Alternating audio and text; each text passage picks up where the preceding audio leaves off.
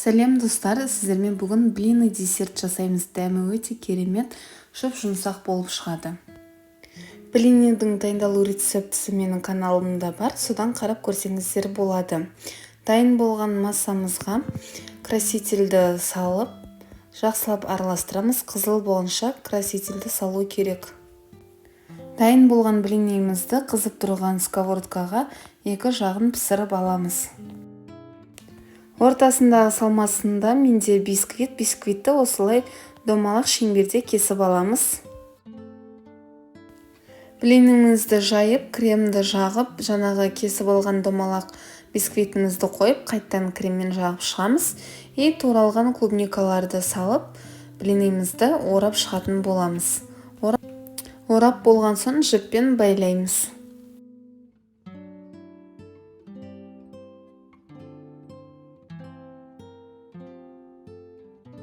Блиніміздің үстін қалауыңызша әсемдесеңіздер болады.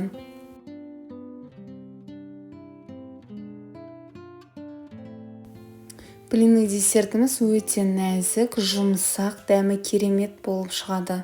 Ас болсын!